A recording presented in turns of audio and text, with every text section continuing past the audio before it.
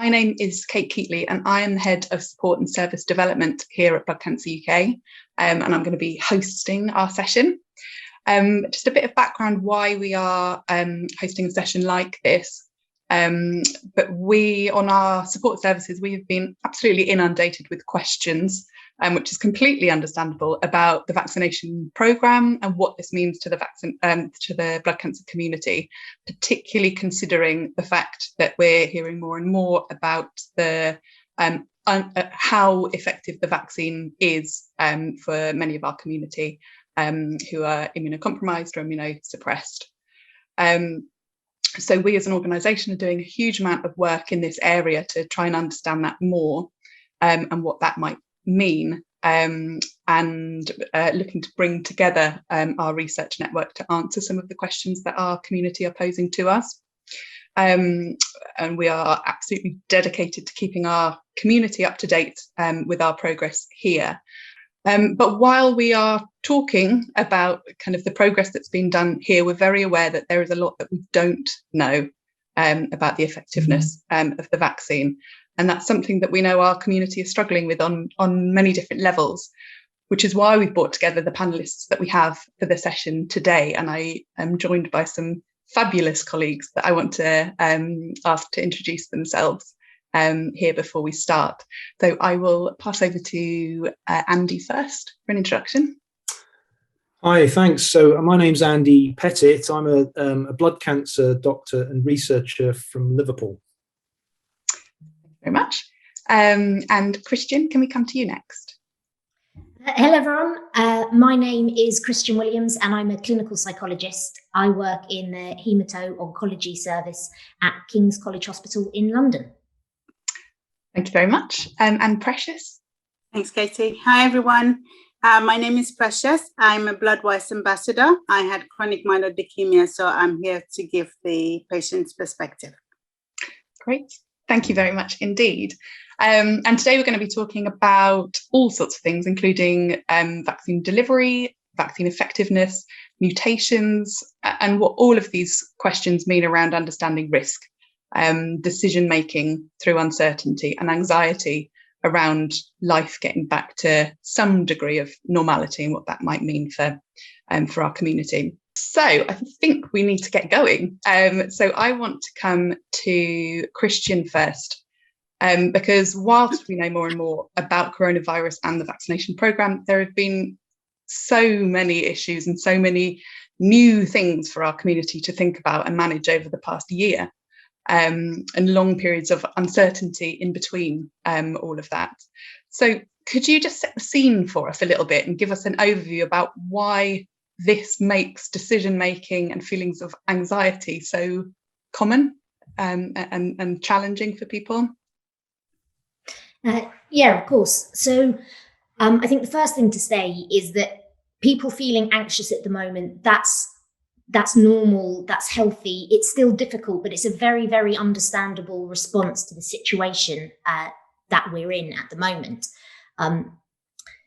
There's, an entire psychology kind of evidence base that suggests all of our anxiety comes from a point of uncertainty. And at the moment, we are being asked to sit with a huge amount of uncertainty on something that is big. It's not a trivial matter. It's can be kind of life and death. So it's very understandable that people are feeling anxious at the moment. I think it's also really important to acknowledge that we've been doing this for a long time. This is a long time to have a raised experience of anxiety, and anxiety is our internal threat system, and it's effective. But it's also not really, it was designed for when we lived in a fundamentally different time. It was, when we were running around fighting saber-toothed tigers. And the idea of it, what it was designed for is you get yourself into a situation where you're in danger. And it's this deeply unpleasant, physically horrible sensation that just makes you want to leave. It's that fight, flight, freeze response. It was designed to kind of be in short, sharp bursts. And actually, as our environments changed, and particularly in the pandemic, people are having a lot more of these feelings, a lot more heightened for a long period of time. And that's really difficult, because what it can do is give us tunnel vision. Because when you're in an anxious state, your brain is saying, we just need to get out. We need to get away from this feeling. It's awful. And it doesn't entirely shut down, but it slows down other processes that we're normally able to do. So how we problem solve, how we can balance our kind of the logical bit of our brain and the emotional bit of our brain, that's much harder when we're in a state of anxiety. There's a model called the 3 emotional regulation systems that suggests we have an anxiety system, a drive system, and a soothe system. And when everything's going well, we move between those 3 emotional states, emotional conditions, depending on what the situation we're in. And I think the thing that's really important to comment on is that we're being told that we need to be worried. We're being told that there's something out there that's scary. And all of a sudden, all those things that we do automatically without thinking, going to the shop, hugging your mum, all of those things we're being told are dangerous. So we should be feeling more anxious anyway. And secondly, our anxiety system is very automatic. It just comes online because it wants to protect you. So it doesn't want you to have to stop and think, do I need to be worried about this? It works on a better safe than sorry principle. So it just turns on.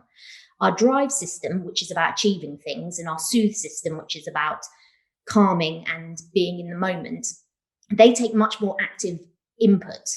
And the things that normally help move us into those 2 systems, things like doing hobbies, seeing friends, having a hug.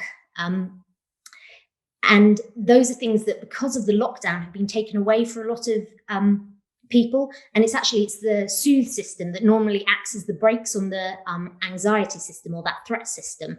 So not only is our threat system being activated, also normally the thing that balances it out and calms it down, that's much harder to get into that state. It takes a lot of work. And that, of course, makes planning, thinking, considering, balancing all those risks really difficult, because your threat system is being really loud and telling you, this is dangerous, we just need to get out. And again, I know I mentioned it, but the length of time that we've been doing this for, that people have been managing these difficult feelings, that has an impact. It kind of turns into Chinese water torture after a while. It just keeps going. So I think it's a very understandable way people have been feeling, and not giving yourself a hard time about thinking that you're not being as effective as normal, or you're not making decisions in the way that you normally would, or that you're finding yourself being overwhelmed more often. It's really difficult. And I'm not saying that this is an understandable response to try and minimize it or say that it's nothing. But I think it's really important that people know that this is how your brain's programmed to work. And it's because we are dealing with a very difficult situation. It's not because there's something wrong or you should be coping better. Mm-hmm. I think that's really reassuring to bring out some of those messages, Christian, and to think about the reasons why this period of time, this prolonged period of time, is so challenging emotionally, as well as kind of on a clinical and health from a health perspective. And I wanted to think a little bit, or talk to you, Precious, in particular, just around the decision making around actually getting the vaccination in the first place. So before we start talking about effectiveness, actually getting the vaccination, it is the first decision. And I think at the start of the year, we were absolutely overwhelmed with the number of questions that we had from our community around the safety aspect of getting the vaccine, and people asking whether I should get the vaccine on this treatment or with this blood cancer, and all of those kinds of questions. And we've answered a lot of those questions from many people, and we strongly encourage everyone with blood cancer to get that vaccine. But we recognise that there are still some people in our community struggling with the decision. And I know that was something that you struggled with initially too, Precious. So I wanted to ask you a bit about your concerns and think about what helped you to make that decision. So I think the best way to describe myself would be a very slow adopter. I had no intention of getting this vaccine, simply because I didn't feel I had enough information. I remember one time I went in to see a consultant because I had a side effects from chemo and whatnot, and he suggested Botox. And I was like, there's no way I'm having Botox. And, I'm not having any Botox for any reason, simply because I didn't feel there was enough research behind Botox. Because I just thought, I don't want to wake up in a few years' time with frozen body parts, because I don't feel that there's enough research behind it. So you can imagine my thoughts about the vaccine. I just thought way, way, way too early. I'm not having it. Don't want any side effects. And I just felt I had enough things done to my body and I just needed a break. And I wanted to see the long-term effects and the people who went for it first. So just to see if people had extra ears or extra pair of hands, just so I could justify not having the vaccine. Secondly, I don't know if you've noticed, I'm Black, and the Black and ethnic minority community are not early adopters when it comes to these things. We have so many, I had leukemia, so it was a hard job getting a stem cell donor. In the end, we actually had to settle for my younger brother, because I realized we don't have enough Black and Asian people on the stem cell register. We're not very good at giving body parts or, stem cells or anything. So there was this cultural thing as well going on behind the scenes. As a community, it's not something we do. We're not very trusting of institutions. Also, I think faith-wise, I mentioned to you, my mom, she's very anti-COVID, I had a conversation with her this morning, and I was literally begging her to wear a mask. And she just kept saying, no, I'm not wearing a mask. She's in Africa, by the way. I'm not wearing a mask. I don't need it. And then she just went into this long drama about the vaccine, just saying, she's not going to get it because she doesn't know what's in it. And, she went the religious route as well. She's been reading, I get these messages on WhatsApp every day from my mom. And she keeps sending all these weird things, people saying there's some weird Lucifer DNA in the vaccine, which means if you take it, your chances of making it to heaven are really, really small. So there was that. And so I think we actually had a little conversation around the vaccine. I don't know how she picked that one up. And she kept asking me, saying, have you taken the vaccine? I don't want any of my kids to have the vaccine. And I thought, oh, okay, let's say nothing on that subject.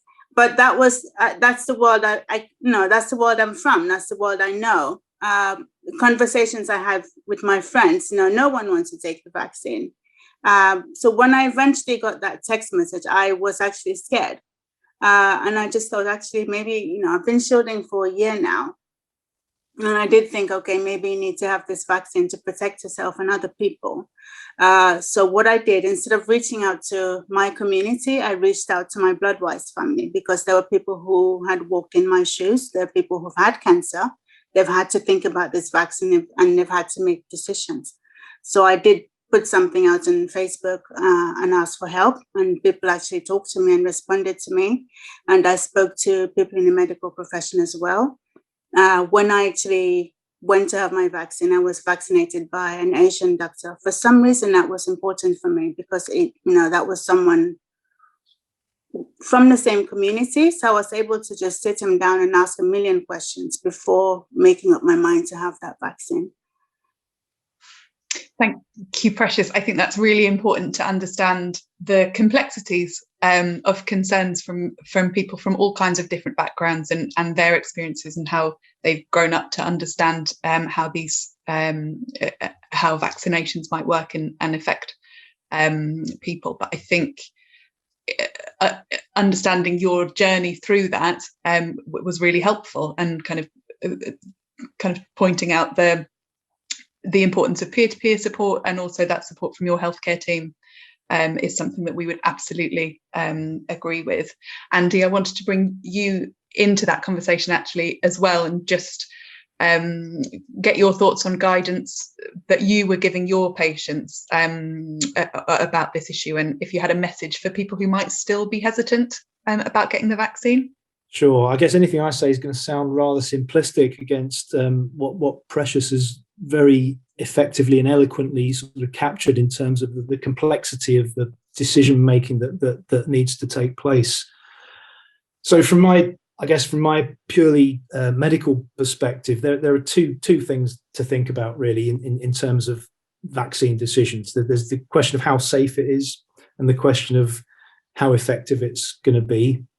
And I suppose the pragmatic issue of considering the risks of either having it or not having it. So everything in life is a balance of risks. There's a risk. Every decision you make has a risk of going one way or the other. And it's a question of finding the path forward that carries the least overall risk. So in terms of the safety, we know that patients with blood cancer in general have a weakened immune system. There's a lot of variation between different patients depending on what disease they've got and what treatment they've had and how long ago the treatment was. But as a rule of thumb, we advise avoiding live vaccines in blood cancer, in patients with blood cancer. But the COVID vaccines are not live in the sense that they don't replicate, they don't divide. So although there's very limited information specifically in patients with blood cancer, there's no reason to think that they should be any more risky or have any more side effects in that population. So I think that's a really important sort of take-home message. There are questions in relation to how effective they might be, and there are reasons to think that they might not be as effective at least in some patients with blood cancer compared to healthy people. We don't know that for sure. But I think there's still a good chance that there will be some protection, and that it'll help some people at least fight coronavirus more effectively than they would otherwise do. So when you put those two things together, and I'm not just speaking for myself, but it's true of the whole medical community really. I think we're all strongly recommending that the balance of risks and benefits is really firmly in favour of having the vaccine, and it's hard to find a reason not to have it. So that's the purely medical perspective on it. But I do take on board the wider complexities of making these decisions that Precious so skillfully articulated. I agree, thank you. And that is our message to anybody as well, anybody else who might be hesitant about that. Please do get in touch with us or reach out on our various platforms to talk to others in a similar situation, and we can support you through that. Keep talking and asking the questions, and we're here to help as much as possible.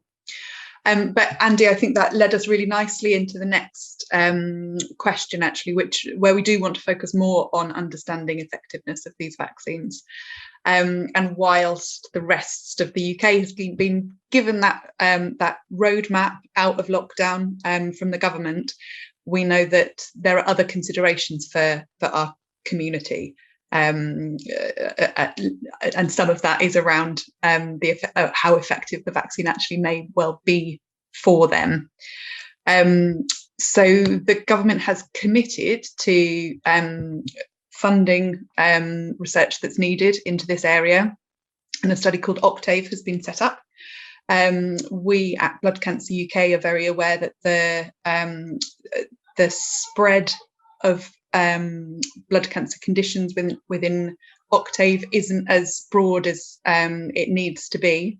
So we are working with a number of different researchers to bring together a network to try and explore that, and to ensure that there are studies set up across all blood cancers to get the data that we need to be able to answer some of those questions.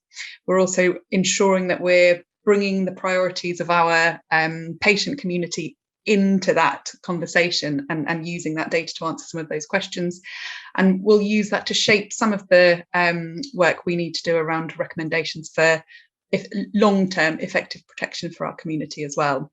But I want to come to you, Andy, actually, to just get your perspective on why these studies and the research into effectiveness is so important, and what you're hoping to see from them over the next few months? Sure.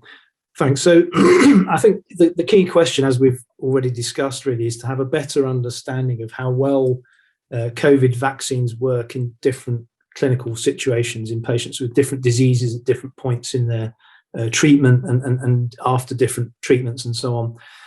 So to do this, we need research that tackles this problem. So we need to get at the end point here, which is the clinical effectiveness of vaccines in different situations. That's quite a hard thing to get at directly. So what these studies are doing is really looking at the immune responses to COVID vaccines. So they're asking the question: how do COVID vaccines stimulate different parts of the immune system in different situations?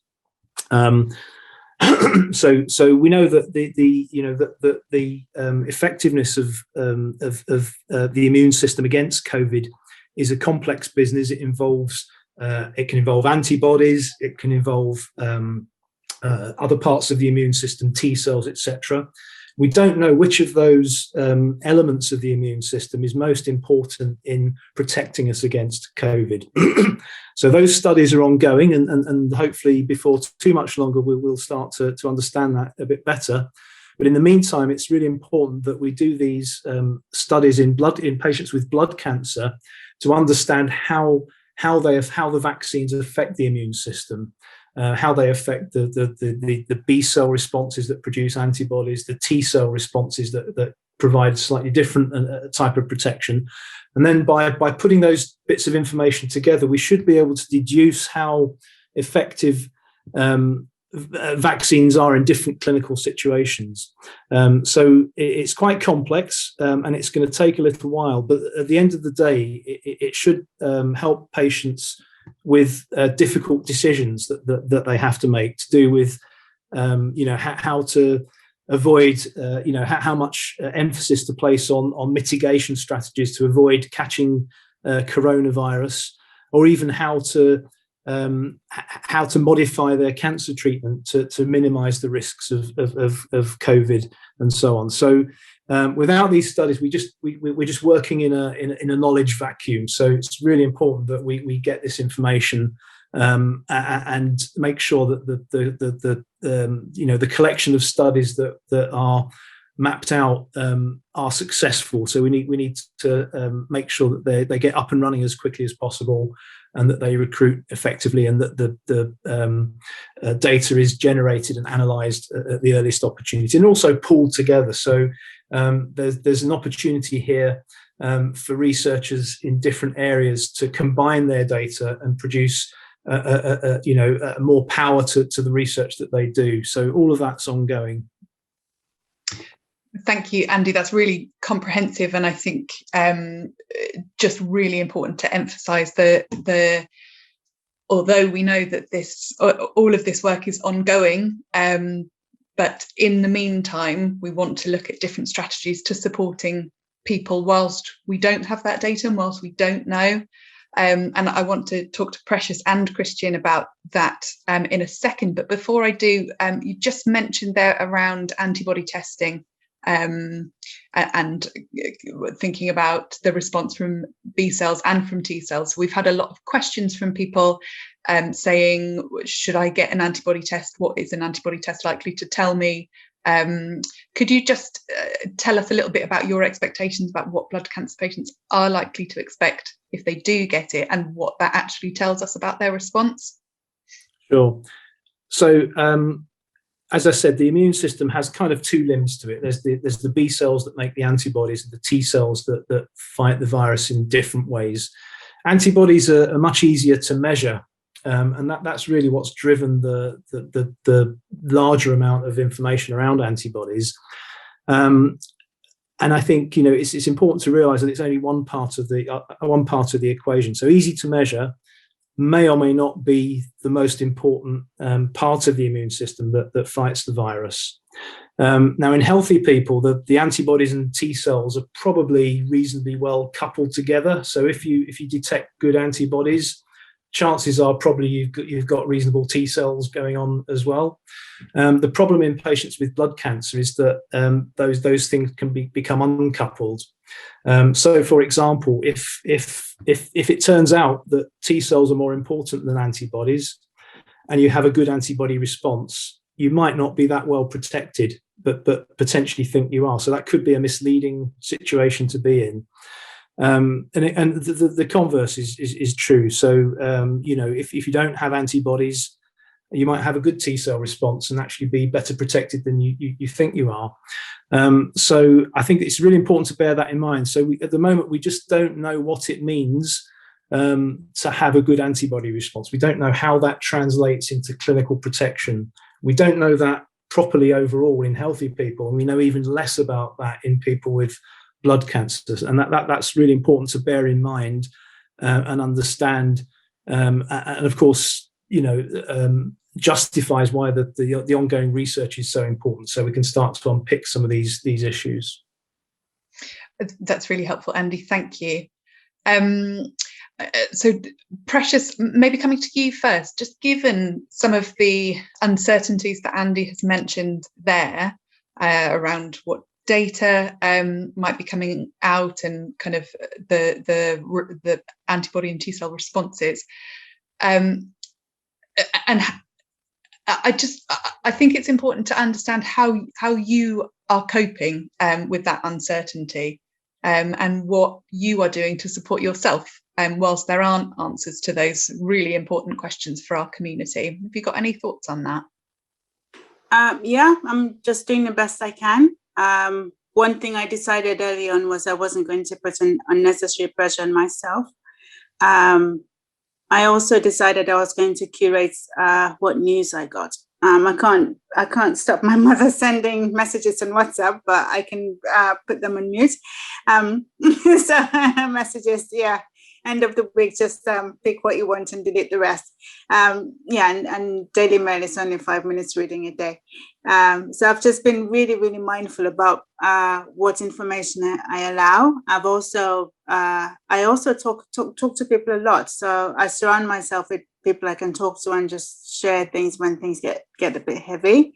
Another thing I did last lockdown, which is still ongoing, I just invested in a garden. So I had a little patch of land and I just spent money on it. So I've been trying to grow stuff. The good thing about it is I don't have any pressure. So last year I had one cucumber after a whole growing season. But yeah, so I haven't managed to boycott Tesco yet. But it's just the process of growing something, of having something to take my mind off what's going on. And actually, when I go outside to grow stuff, people come around and have a chat. So I've actually, had that opportunity to engage with people, even though we've been socially distancing. So I've just, tried to spend time looking after myself. When I feel anxious, I just acknowledge my anxiety. And do what I can. But I think Christian said self-care is not a treat, it's something that has to be done. So I am spending time looking after myself, and I'm not going for perfection. So it's just about the process, whatever makes me happy, whatever is soothing for my soul in these times.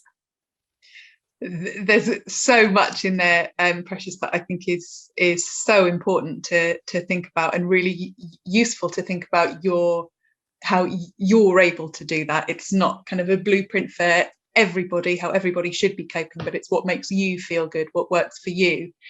Christian, I wondered if you could elaborate on some of that and maybe suggest some other techniques, that kind of self-soothing concept that you were talking about before was really interesting, and any other thoughts that you might have on that.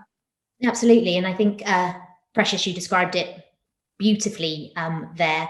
Any of my colleagues will tell you that I'm obsessed with self-care. It's, I think it's something that we often need to give ourselves permission to do, because it feels self-indulgent or unimportant down our tick list of jobs that we should be doing. And sometimes self-care doesn't have to be at the top of your list. I keep describing it as psychological bandwidth.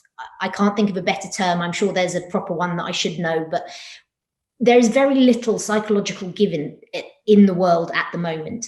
People are finding things harder. It's harder to motivate yourself to do things.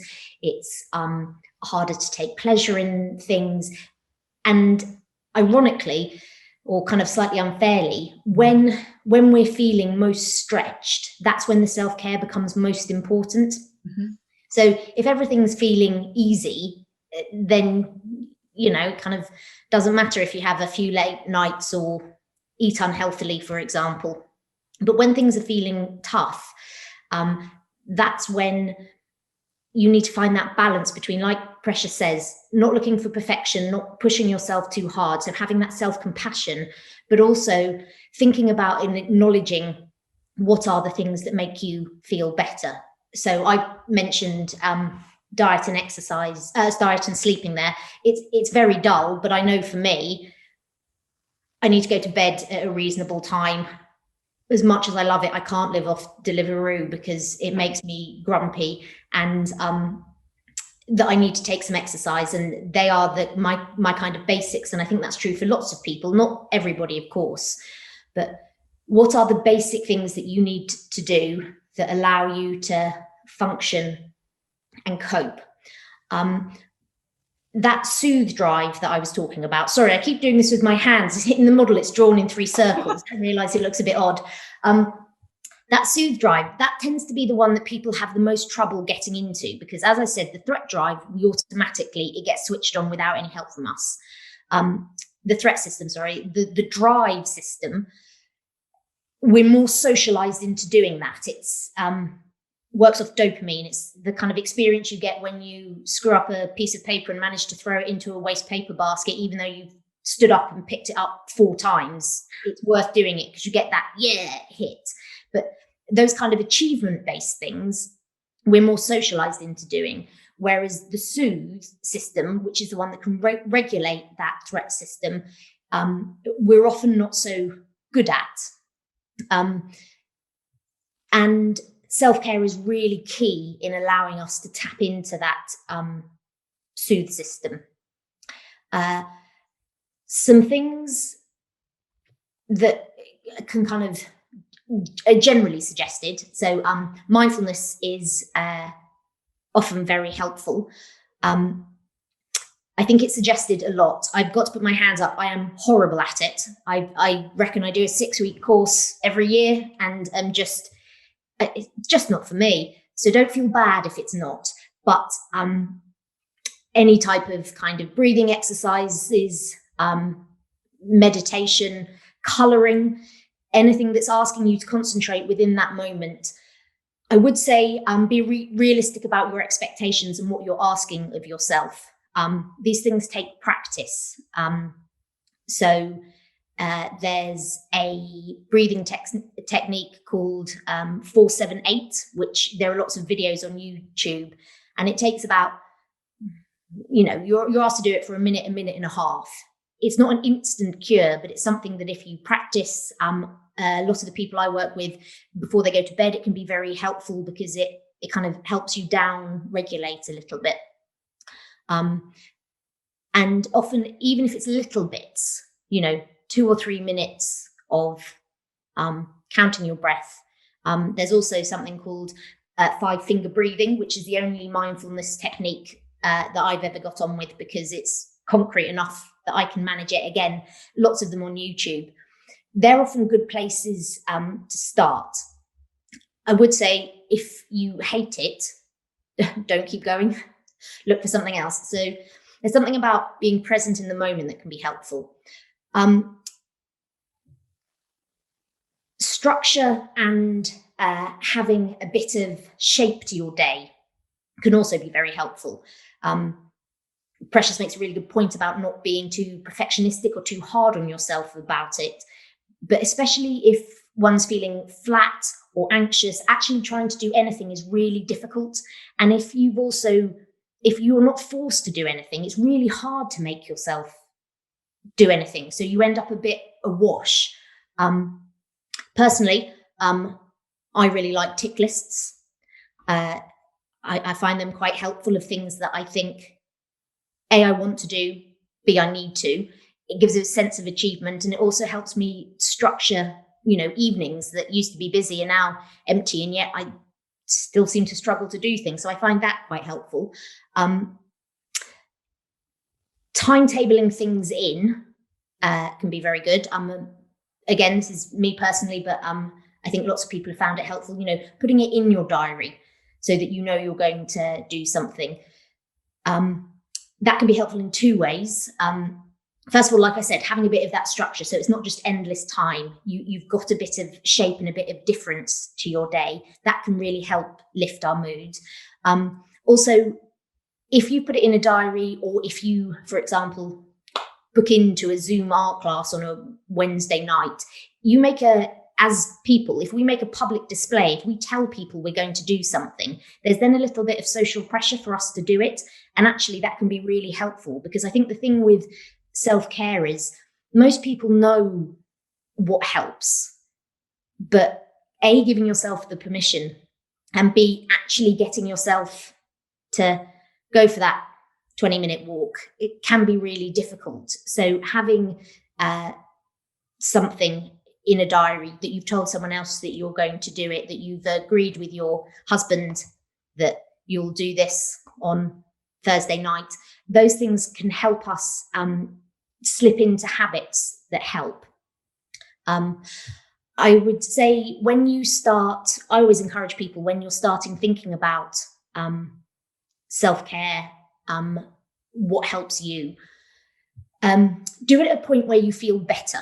Because like I said, when we're in that threat system, our brain just wants us to get out of it. It's not a good point to be creative or to, problem solve. They're not cognitive functions that are as easily accessed. So when you're feeling at a better point, write a list of things that you think might help or that could help. The other thing that I always suggest, which is, I think, helpful,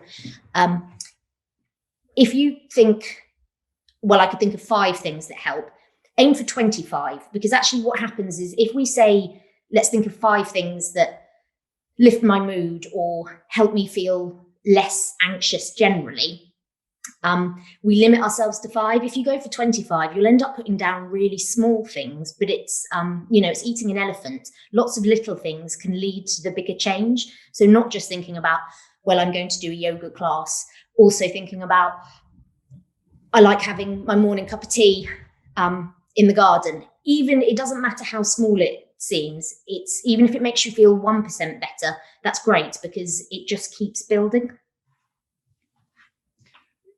Christian, there's so much in there, and I really hope it feels like there's something achievable for everybody within some of the techniques that you suggested, and that feeling that actually you might want to spend a bit of time thinking about what might work for you, particularly when you're feeling in a better place, that will help you to manage when maybe some of those anxieties do build up, or you hear the latest coronavirus briefing, or you're seeing a whole load of news come in, that they're the times where you can actually use some of those tools that you've thought about beforehand. So I hope that there's tools for everybody there.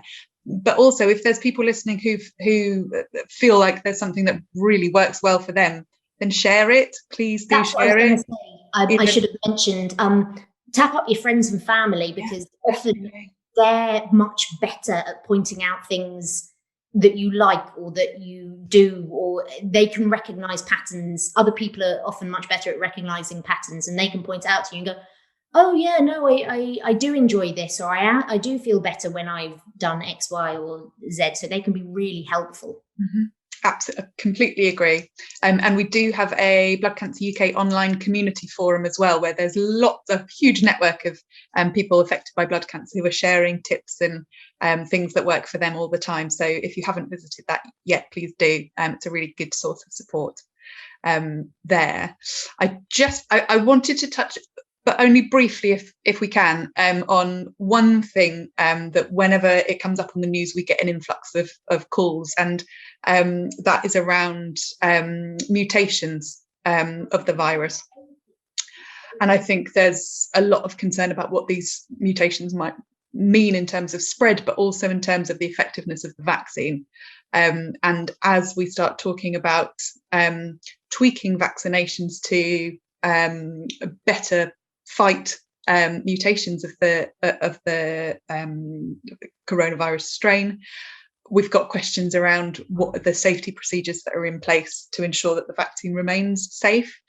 So briefly, if possible, Andy, what would you say to somebody with that concern?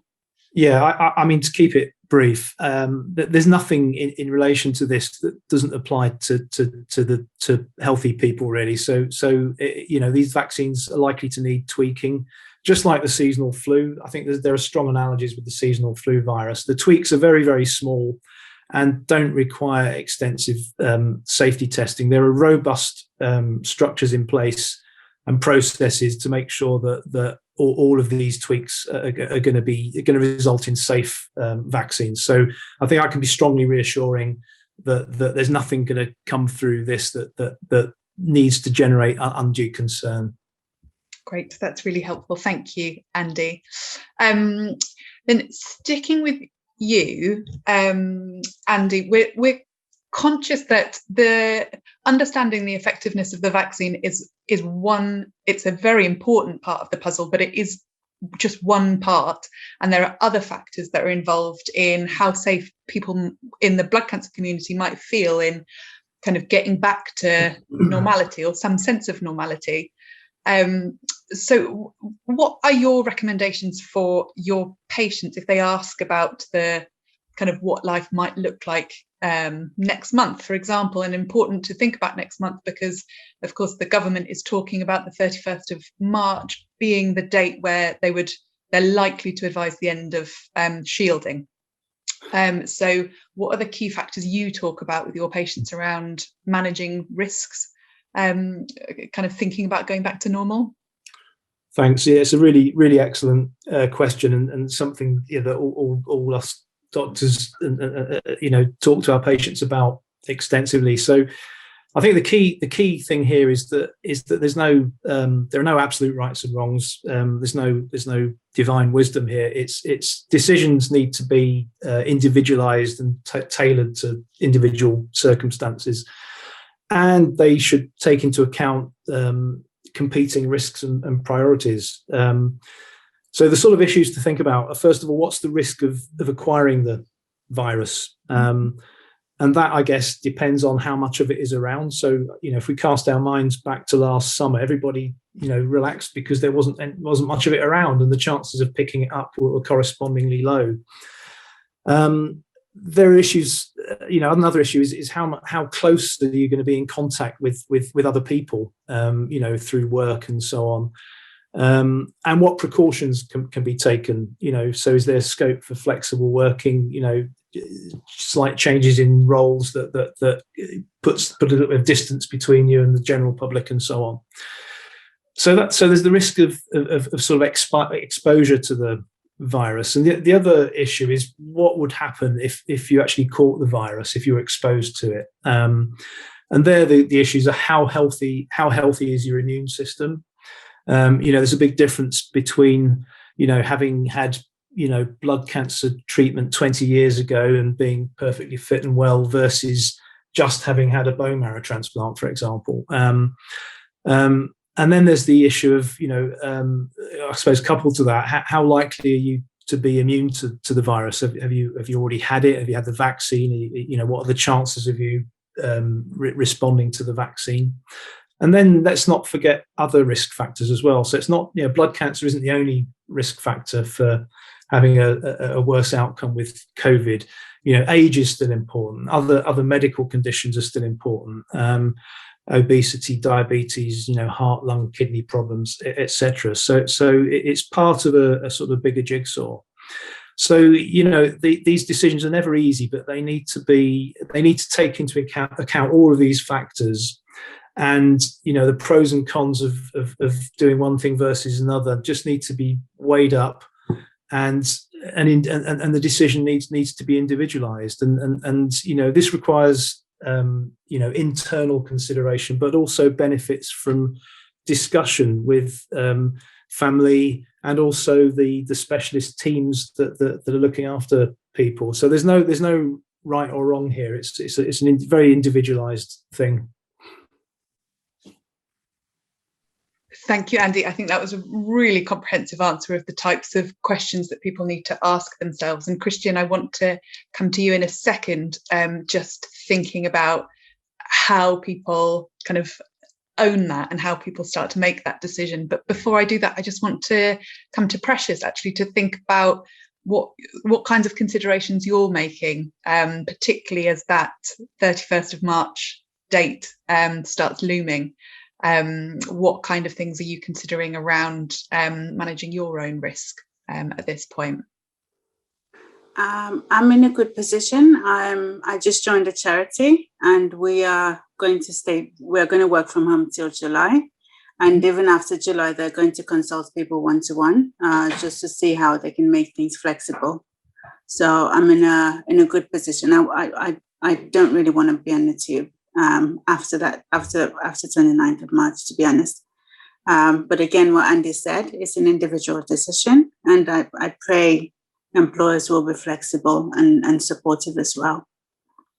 Absolutely. And I think what we always try and emphasize is the importance of that conversation, and ensuring that you feel comfortable and confident with what you want to take to your employer, and suggestions around support. So if anybody is struggling with those conversations, again, please do come through to our support services, and we can help you think about how that conversation might play out. Christian, then, just thinking about all of the factors that Andy has talked about and some of the concerns that Precious has voiced as well, we're asking people to think about their own risk and what they feel comfortable with, and that's quite difficult and different to maybe where we were at the start of the pandemic or earlier this year, where there was a much clearer guidance around shielding or going out and about or going back to work. How might you support your patients to manage their feelings about risk and about anxiety? Yes, it's much harder, and these are lots of the conversations that I've been having with people. Usually, outside of a pandemic, decisions, whether a decision is being driven by risk factors or by an underlying kind of fear or anxiety, tends to look quite clear cut.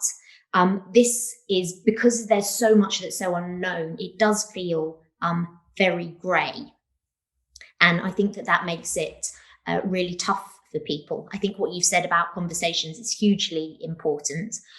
A lot of the things that I've been thinking about with the people I work with, first of all, sources of information is really important. So using Bloodwise, talking to your medical team, quite a lot of the time, me and the people I work with will put together sets of questions. And I think that can be really helpful to do with someone else, because one of the ways anxiety wants to stay around, if it's there, it wants to keep its feet under the table. And one of the ways that it can do that is you can get these spiraling thoughts that escalate. And excuse me, what you're thinking about or what the anxiety is pushing you towards is not impossible, and it's not silly. It's just, as Andy was talking about, kind of the way up. It's moving too far down one route.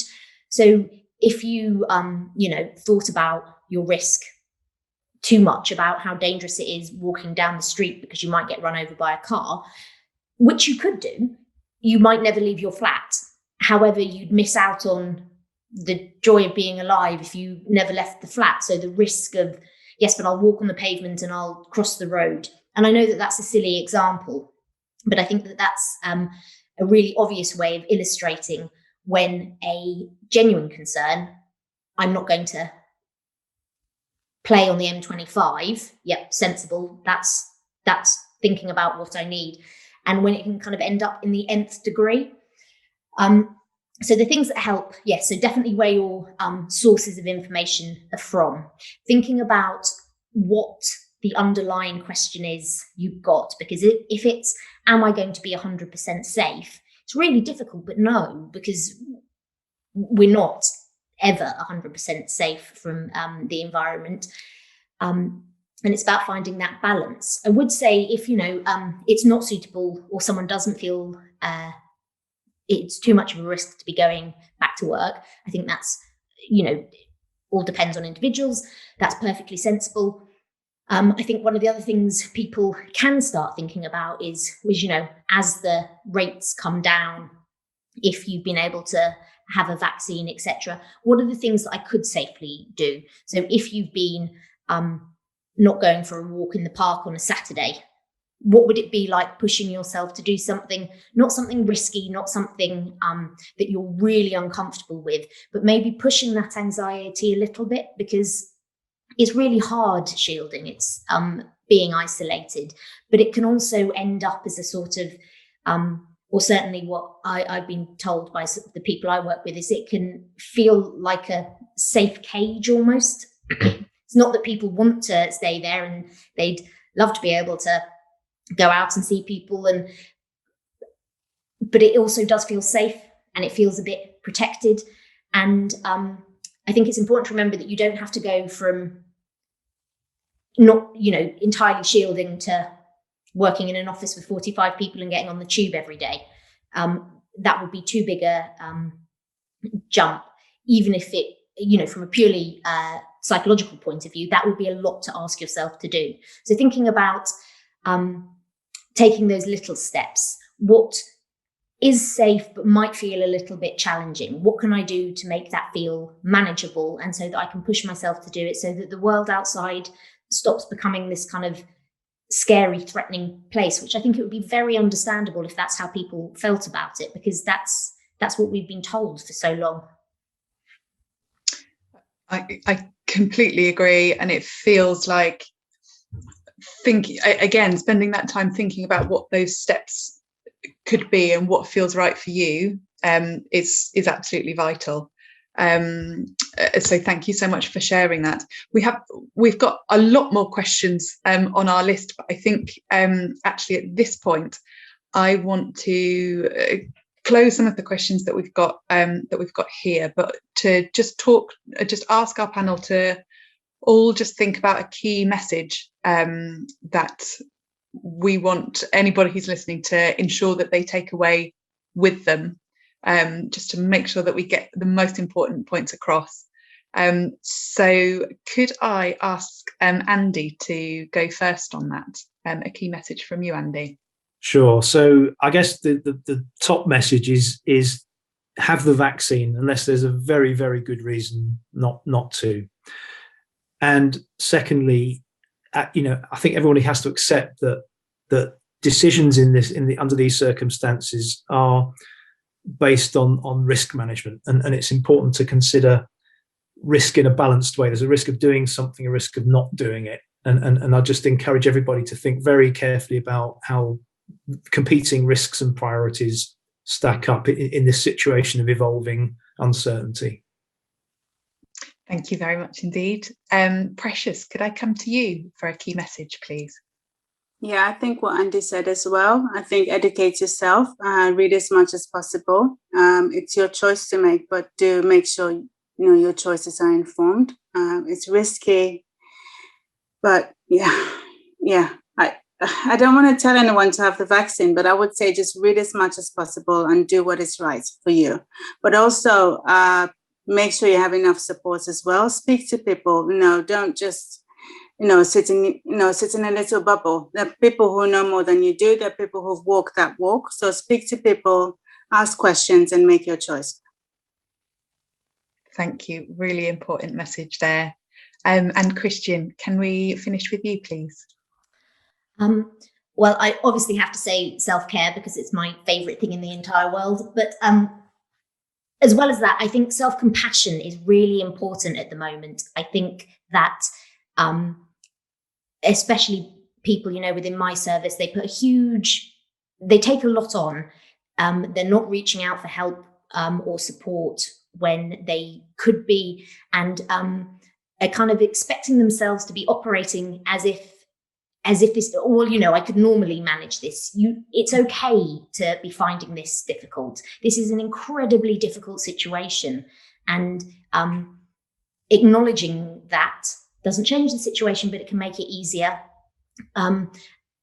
And I know we mentioned this when we spoke before. What I often say to people is, okay, imagine someone is describing the situation you're in, but instead of you being in the situation, it's your best friend or your colleague or your child or your spouse. And imagine they're in that situation and they're saying, and I'm feeling like I can't make a decision, or I'm feeling really scared of the outside world. Because I think that often people end up being, it's much easier to be compassionate to someone else than to yourself. So imagine someone else is describing your situation to you. What would you be saying to them? And then it's about having a strict word with yourself and telling yourself that it's okay to give yourself that same kind of kindness and time. I think that was such a good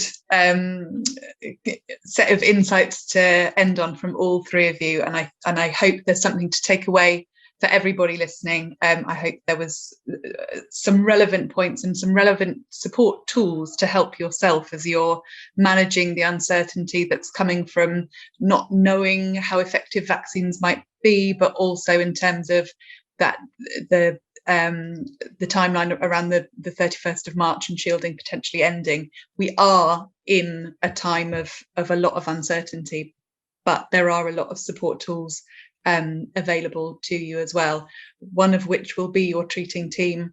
There will be, we would recommend talking to friends and families, talking to our Blood Cancer UK online community, talking to us on our support services. You can contact us through the phone, through email, through social media. However you want to get in touch, please do. If you have questions, that's exactly what we're here for. And please do sign up to our newsletter as well to hear more, to get more information about what is coming out of some of that research that we're looking into. And we also have that session on the 25th of March as well, just a date for your diary to get some more insights from some more experts around the blood cancer vaccine task force and understand more about vaccine effectiveness as well. So I hope people found that session helpful, but we're still all here to speak to if anyone else wants to reach out. And I wanted to just take the last minute just to thank all of our fabulous panelists who've been so supportive today and have shared some really important insights. So Andy, Christian and Precious, thank you so much. Really appreciate it. Really appreciate your time and the time of everybody else for listening. So I hope it was useful. Thank you very much.